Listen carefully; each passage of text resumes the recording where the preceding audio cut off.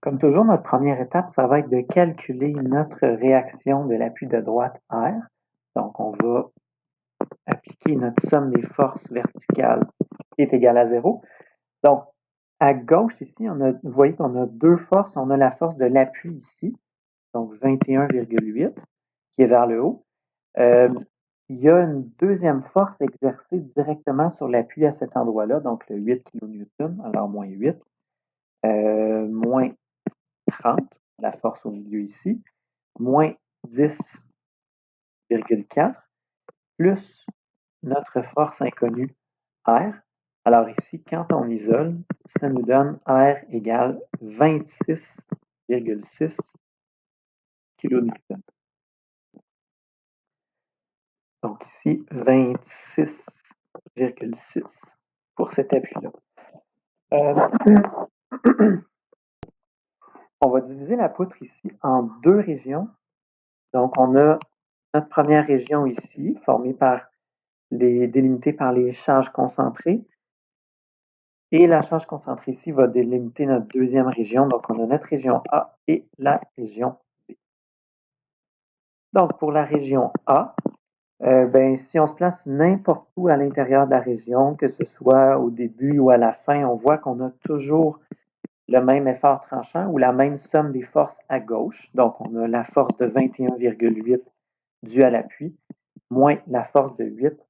On a donc ici 13,8 kN pour la région A. Dans la région B, donc peu importe où je me place à l'intérieur de cette région-là, on va voir que V, on a le 21,8 moins 8, donc les forces qu'on avait déjà. On rajoute celle-là ici, donc moins 30. Et on arrive ici à moins 16,2 kN. Donc, notre graphique ici, on voit qu'on a notre délimitation là, entre nos deux régions. Alors, région A et région B. Alors, dans l'ensemble de la région A, on avait une valeur de 13,8 kN. Donc, c'est ce qu'on va tracer ici. Dans l'ensemble de la région A. Et dans l'ensemble de la région B, on avait une valeur de moins 16,2 kN. Donc, c'est ce qu'on va tracer ici.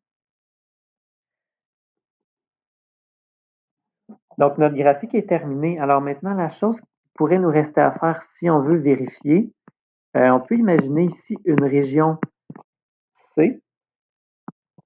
Juste pour vérifier notre calcul, là, donc dans la région C, je vais vérifier, je devrais trouver qu'à l'extérieur de la poutre, l'effort tranchant me donne 0.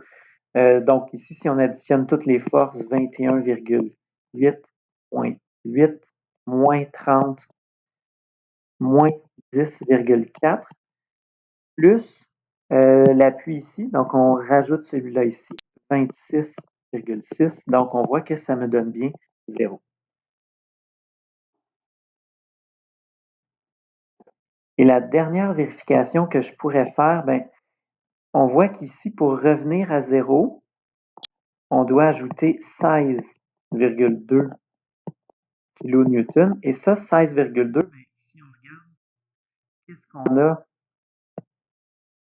ici, donc à l'extrémité de la région, B, on a notre force de 26,6, donc vers le haut, plus le 10,4 qui est lui vers le bas, donc il sera négatif.